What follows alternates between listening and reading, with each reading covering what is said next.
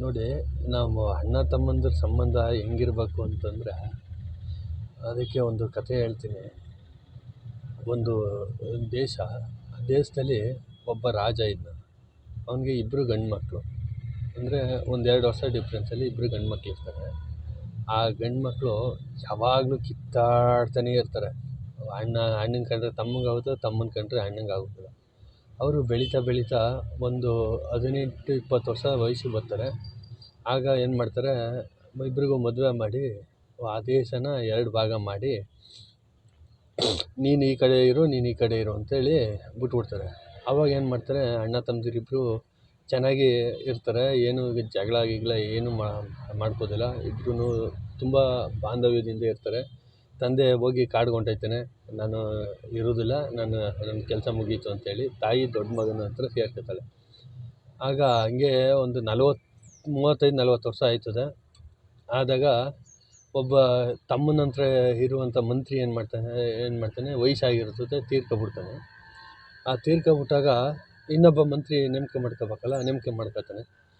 ಆ ನೇಮಕ ಮಾಡ್ಕೊಂಡಾಗ ಆ ಮಂತ್ರಿ ಏನು ಮಾಡ್ತಾನೆ, ಆ ಚಿಕ್ಕ ರಾಜಂಗೆ ಯಾವಾಗಲೂ ಏನು ಹೇಳ್ತಾ ಇರ್ತಾನೆ, ರಾಜ್ಯ ವಿಸ್ತಾರ ಮಾಡು ನೀನು, ಹಂಗಿರ್ಬೇಕು ಹಿಂಗಿರ್ಬೇಕು ಅಂತ ಇದೇ ಮಾತುಗಳನ್ನ ಹೇಳ್ತಾನೇ ಇರ್ತಾನೆ.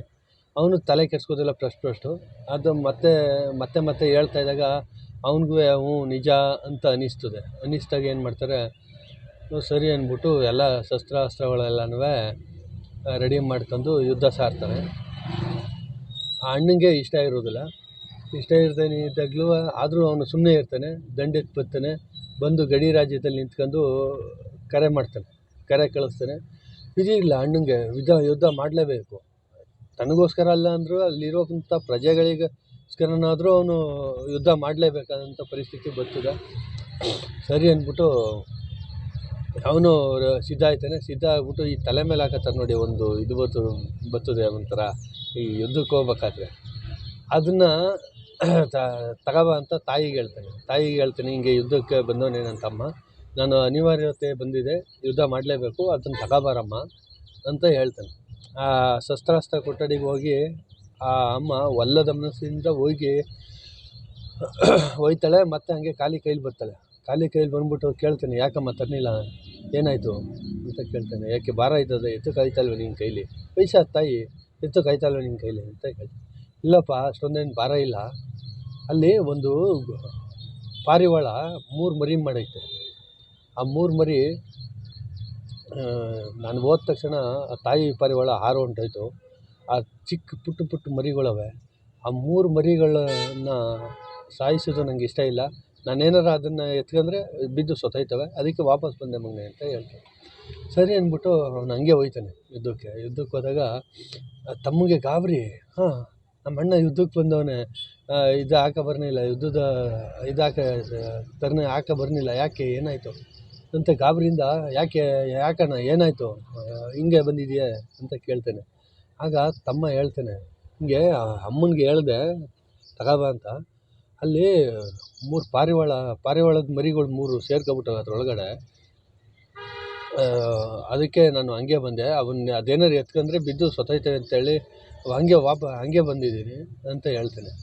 ಆಗ ತಮ್ಮಂಗೆ ಒಂದು ಸೆಕೆಂಡಲ್ಲಿ ಯೋಚನೆ ಹುಡ್ತದೆ, ನಾನೆಂಥ ಪಾಪಿ, ನನ್ನ ಅಣ್ಣ ಆ 3 ಪಾರಿವಾಳದ ಮರಿಗೋಸ್ಕರ ಹಂಗೆ ತನ್ನ ಪ್ರಾಣ ಕೊಡೋಕ್ಕೆ ಬಂದವನೇ, ನಾನು ಬಂದು ಇವನ ಹತ್ರ ಯುದ್ಧ ಮಾಡೋಕ್ಕೆ ಬಂದಿದ್ದೀನಲ್ಲ, ನಾನು ಎಂಥ ಮೂರ್ಖ ಅಂತೇಳಿ ಅಣ್ಣನ ಕಾಲಿಗೆ ಬಿದ್ದು ಶರಣಾಗತನಾಗ್ತಾನೆ.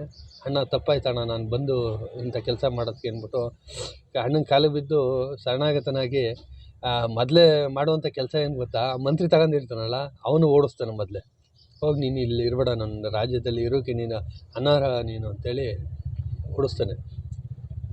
ಓಡಿಸ್ಬಿಟ್ಟು ಅಣ್ಣಂಗೆ ಹೇಳ್ತಾನೆ, ಅಣ್ಣ ನಾನು ಮಾಡಬಾರ್ದಾಗಿತ್ತು ಇಂಥ ಈ ತಪ್ಪು ಮಾಡೋದಕ್ಕೆ ನನಗೆ ಕ್ಷಮೆಯೇ ಇಲ್ಲ, ಆದರೂ ಒಂದು ಸಲ ಕ್ಷಮೆ ಮಾಡು ಅಂತೇಳಿ ಅಣ್ಣನ ಕಾಲಿಗೆ ಬಿದ್ದು ಇನ್ನೊಂದು ಸಲ ಇದು ಮಾಡ್ತಾನೆ. ಅವ್ರ ಪಾಡ್ಗೆ ಅವ್ರು ಹೋಯ್ತಾರೆ, ಇಬ್ಬರು ಚೆನ್ನಾಗಿರ್ತಾರೆ. ಇಲ್ಲಿ ನಾವು ತಿಳ್ಕೊಬೇಕಾಗಿರೋದು ಏನು ಅಂದರೆ, ಅಣ್ಣ ತಮ್ಮದಿರು ಯಾರೋ ಬರ್ತಾರೆ, ಅಣ್ಣನ ಜೊತೆಲಿ ತಮ್ಮನ ಮೇಲೆ ಚಾಡಿ ಹೇಳ್ತಾರೆ, ತಮ್ಮನ ಜೊತೆಲಿ ಅಣ್ಣನ ಮೇಲೆ ಚಾಡಿ ಹೇಳ್ತಾರೆ. ಅವನ ಮಾತು ಕೇಳ್ಕೊಂಡು ಅಣ್ಣ ತಮ್ಮದಿರು ಇಬ್ಬರು ಜಗಳ ಆಡ್ತಾರೆ. ನಮ್ಮ ಜೀವನಕ್ಕೆ ಎಷ್ಟೊಂದು ಪಾಠಗಳಲ್ವ ಇವೆಲ್ಲ. ಇದನ್ನೆಲ್ಲ ನಾವು ಅರ್ಥ ಮಾಡ್ಕೊಂಡು ಜೀವನ ಮಾಡಬೇಕು. ಹಂಗೆ ಯಾರಾದರೂ ಚಾಡಿಗಳಿಗೆ ಬಂದರೆ ಅದು ಗೊತ್ತಾಯ್ತದಲ್ವ, ಆವಾಗ ಏನೂ ಇಲ್ಲ, ಸಿಂಪಲ್ ಮ್ಯಾಟ್ರು. ಸುಮ್ಮನೆ ಹ್ಞೂ ಅಂತ ಅಂತ ಇರ್ರಿ. ಅವ್ನು ಏನೇ ಮಾತಾಡಿದ್ರು ಮಾತಾಡೋಕೆ ಹೋಗಬೇಡಿ. ಅವನು ಒಂದು 50 ಮಾತು ಮಾತಾಡ್ತಾನೆ, ಯಾಕೋ ಕಣೆ ಮಾತಾಡ್ತಾ ಇಲ್ಲ ಅಂತೇಳಿ ಎದ್ದು ಹೊಂಟೋಯ್ತಾನೆ. ಅಷ್ಟೇ ಸಿಂಪಲ್ಲು.